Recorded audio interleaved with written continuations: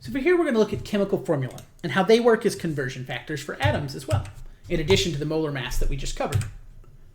So the chemical formula is going to provide a way to convert from molecules into numbers of particular atoms in our substance. So let's take the molecule BF3. So the molecule is going to contain one boron atom for every 3 fluorine atoms. That means that one molecule of BF3 has 3 fluorine atoms. It also means that 1 mole of BF3 contains 3 moles of fluorine. So I've got an example for you to try. If someone had 0.200 moles of water, how many moles of hydrogen do you think of water does it contain? So I'll give you a second to give that a try. So let's take a look at that. So we have 0.200 moles of water, and we know that every mole of water contains 2 moles hydrogen atoms. So we would get 0.400 moles of hydrogen. So in this case, we would double it. If it had been H3O, we would have tripled it. So you just have to look at how many there are, and that'll give you the ratio to work with. Let's also use this to talk about the mass of an atom in a compound. So we're going to look at how many grams of sulfur are there in 25 grams of sulfur dioxide. So I'm going to do this. So we'll start with 25.0 grams SO2. So you'll notice the conversion we did earlier required you to be in moles. So step 1 of this problem, I'm going to figure out how many moles of SO2 there are. So this requires figuring out the molar mass. My book is on the floor. Here's my book. So sulfur, 32.06, oxygen, 16. I have to actually add this up. Oh, that's easy. So 64.06 grams per 1 mole of SO2. But we don't want to know about SO2. We want to know about sulfur. So every mole of SO2 contains 1 mole of sulfur. And then finally, the problem asked us for grams. So 1 mole of sulfur has a mass of 32.06 grams. Note that we could have stopped in the middle. Let's say they'd asked for moles of sulfur, we wouldn't have had to do the last step. Or they could have started us with moles of SO2, and we wouldn't have had to do the first step. So this example here is as long as it can get, but you might only have to do some steps if I gave different information to you. So our grams of SO2 cancel, our moles of SO2 cancel, our moles of sulfur cancel. So notice I keep track of my units because these can get kind of long. So we have 25 divided by 64.06, we multiply it by 32.06. And this will give us that we have 12.5 grams of sulfur in our SO2 mix. Let's do a second one that you give a try to now. So how many grams of nitrogen are there in 50 grams of ammonia? So I want you to pause this and try it now. So we're going to set this up similarly to the last problem. So we have 50.0 grams of ammonia. And now we need to think about our molar mass. So our molar mass is going to be that there are 17.04 grams of ammonia per 1 mole of ammonia. It again asked for something that there's only 1 of. So for every mole of ammonia, there is 1 mole of nitrogen. If it had asked about hydrogen, there would have been 3 moles of hydrogen instead. Now this 1 mole, every mole of nitrogen, is going to have a mass of 14.01 grams. So we can check that our grams of ammonia cancel, our moles of ammonia cancel, and our moles of nitrogen cancel. So now we'll plug those in. 50 divided by 17.04 times 14.01. So here we get that our sample is going to contain 41.1 grams of nitrogen. And so it shows you, even though there are 3 hydrogen atoms for every single nitrogen atom, nitrogen has a more significant mass. It's much larger. So therefore, our sample is mostly nitrogen mass, even if the number of hydrogen atoms is 3 times as many as the nitrogen. So it matters not only how many atoms you have, but how heavy those atoms are to figure out stuff like this. So we're also going to use some of these concepts to then work through determining empirical formulas. So how do we determine a chemical formula from data without being given the exact information to start with? So an empirical formula is the simplest whole number ratio of atoms of elements in a compound. So we can determine this from an elemental analysis of a compound.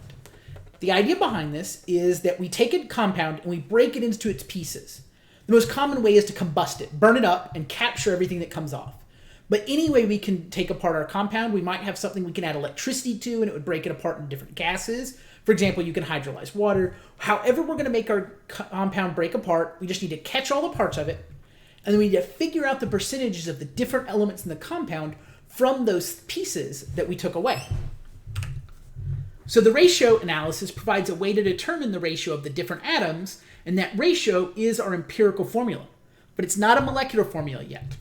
So if we had a molecule that the real answer is that it is C3H6, so if I had C3H6, my analysis is only going to tell me that there is 1 carbon per 2 hydrogens.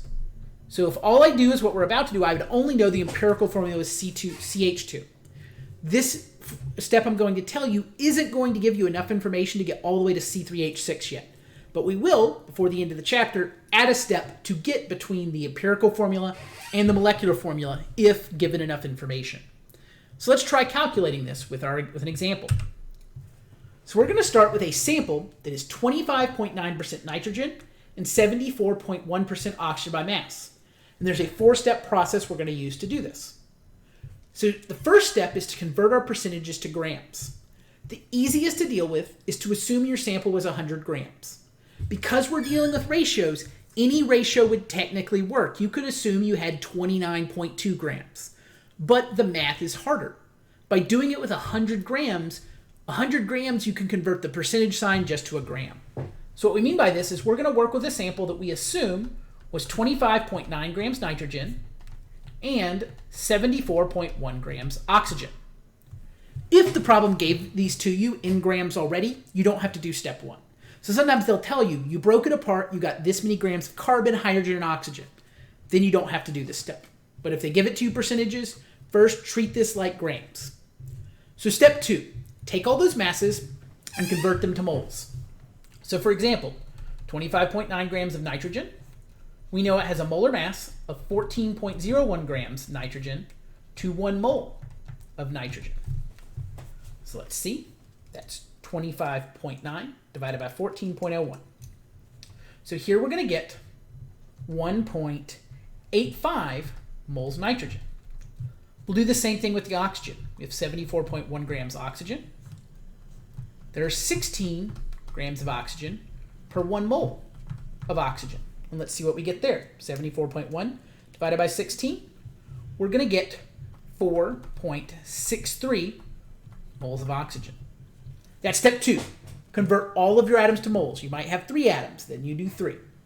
Step 3. Divide all, this should not be masses, this should be all of the moles by the smallest number of moles. So we have 1.85 moles of nitrogen.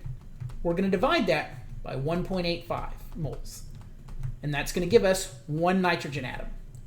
We then have 4.63 moles of oxygen. We're going to divide that by 1.85 moles.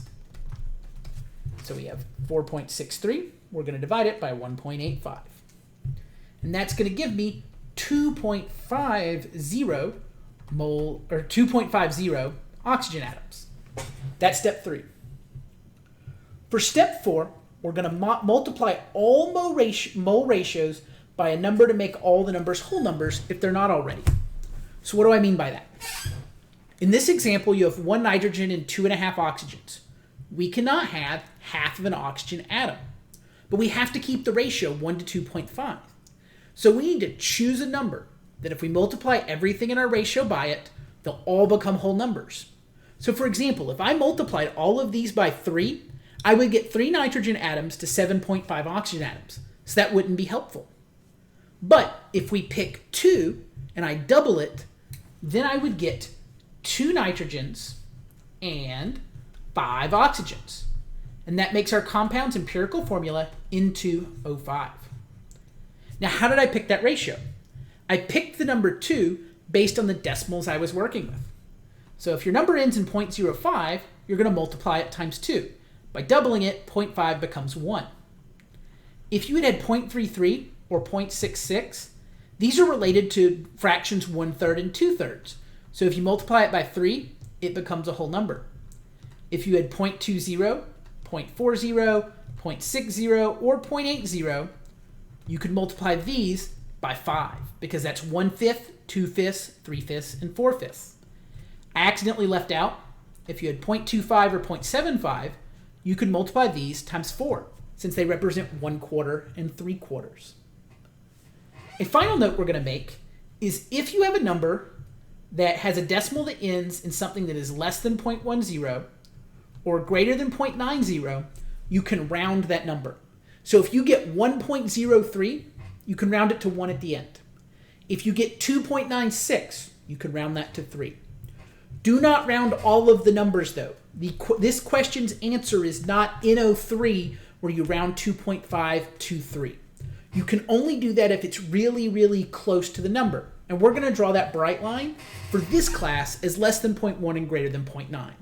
I'm not going to give you a compound that is N26 oxygen 37 that ends up with decimals that are really tiny. We will work with fairly simple empirical formulas that will have numbers you multiply by things by like 2, 3, 4, and 5. I'm not going to expect you to figure out, oh, I should multiply this number by 17 to get it to work. Because it's not reasonable for you to guess that at this time. You wouldn't have enough information to make an educated guess that says that was a good idea. So that's how you solve these. So let's do a practice problem where you do these steps. So I want you to try to do these 4 steps if you were to get a compound that was 60% carbon, 4.5% oxygen, 4.5% hydrogen, and 35.5% oxygen. So pause me and give this a try. Okay, so now I'm going to show the steps I would go through. So first we convert everything to grams. So 60.0 grams carbon, 4.5 grams hydrogen, 35.5 grams oxygen. So we've got to convert all 3 of these to moles. So we have 12.01 grams per 1 mole for carbon. We have 1.01 grams per 1 mole for hydrogen. And we have 16.00 grams per 1 mole of oxygen. So we'll get 3 numbers here for our different compounds. So we have 60 divided by 12.01, which is, rounding, that's 5.00. Hydrogen, 4.5. This is a gram, not a 9. So this is an important reason to be able to read your own handwriting. I made it worse, not better. 4.5 grams. So 4.5 divided by 1.01 gives us that this is 4.46 moles hydrogen. I'm sorry, this is moles carbon. And then we have 35.5 divided by 16. So this is going to be 2.22 moles oxygen. So now we divide all 3 of these by 2.22 moles, since that's our smallest number. So what does that give us? So at the top we have 5 divided by 2.22. This is going to be 2.25. We have 4.46 divided by 2.22. This divided, I put a multiplication symbol. I was about to say something that was ridiculous. So this would be 2.01. And then we have 2.22 divided by 2.22. That's just 1. So this is the carbon, this is the hydrogen, this is the oxygen. So for hydrogen, remember, we can round this to just 2 because the end is 2.01. So this is just going to be 2. Now this 2.25, that number on the end is too large. So we can't just round it and treat it like it's not there. So like we talked about in the last slide, to fix a number like that, we're going to multiply it times 4. Because this is a ratio, we also have to multiply these by 4. We can't just change the carbon. This gives us 9 carbons, 8 hydrogens, and 4 oxygens. This means we now have C9H8O4. Now, for the purpose of this class, if you had said O4H8C9, I would give you full credit. We're not going to talk in this class about how I know what order to put these in. You will over time get some feeling probably for some patterns of certain compounds tend to go in certain orders, but until you take future classes and have directly taught it, I'm not going to count it wrong if you were to write it the other way. But if it was a multiple choice, you should be able to, if you think it's O4H8C9, see that C9H8O4 is also an answer that would be valid under that. So that finishes up our discussions of empirical formulas.